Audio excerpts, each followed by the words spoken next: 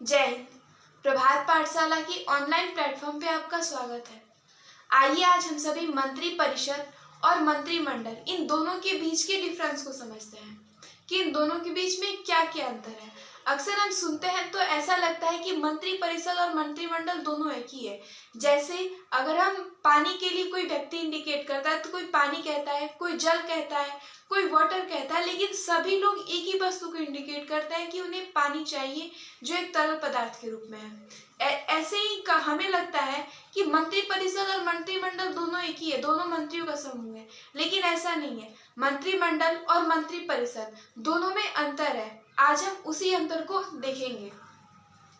जो मंत्री परिषद होता है वो भी मंत्रियों का समूह होता है और जो मंत्रिमंडल होता है वो भी मंत्रियों का समूह होता है। लेकिन जो मंत्री परिषद होता है उसमें कैबिनेट मंत्री, राज्य मंत्री, उप मंत्री और संसदीय सचिव ये सब शामिल होते हैं। जैसे एक एग्जांपल लेते हैं, एक रक्षा मंत्रालय हो गया।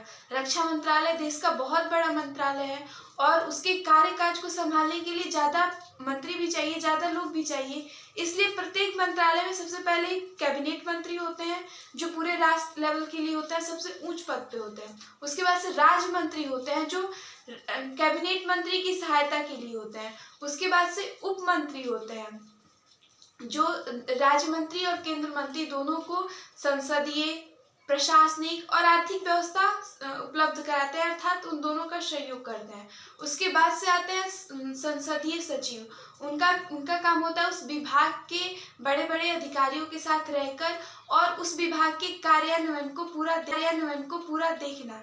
इस तरह से इतने सारे लोग मिलकर एक मंत्रालय को चलाते हैं और ये सारे मंत्री ही होते हैं। इन सारे समूहों को हम मंत्री परिषद कहते हैं।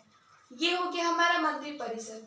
यहाँ लिखा भी गया है कि मंत्रियों का ऐसा समूह जिसमें केंद्रीय मंत्री, प्रधानमंत्री सहित राज्य मंत्री स्वतंत्र प्रभार, उप मंत्री, संसदीय सचिव शामिल होते हैं, उसे मंत्री परिषद कहा जाता है। इन पूरे मंत्रियों के समूह को मंत्री परिषद कहा जाता है। इन डिफिनेशन में एक लिखा हुआ था कि राज्य मंत्री स्वतंत्र प्रभार, जब केंद्र मंत्री किसी कारणवश उपस्थित नहीं होते हैं, मान के चलिए उनकी कोई तबीयत खराब हो गई या फिर कहीं वो विदेश दौरे पे चले गए, अर्थात केंद्रीय मंत्री का पद किसी कारणवश रिक्त हो गया, तब उनके स्थान पे राज्य मंत्री आ जाते हैं उनके सारे कार्यभार को देखने के लिए, और उस वक्त राज्य मंत्री को कहा जाता है राज्य मंत्री स्वतंत्र प्रभार। इस तरह से हम मंत्री परिषद को समझ लिए कि इतने सारे मंत्रियों का जो एक समूह होता है वो कहलाता है मंत्री परिषद। लेकिन वही जो मंत्रिमंडल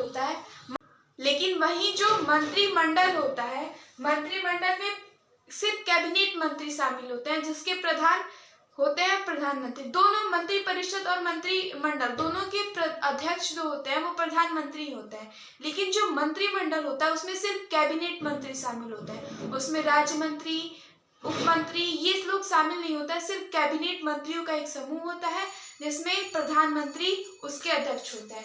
ये अंतर हो गया हमारे मंत्री परिषद और मंत्रिमंडल में। That's all. जय हिंद।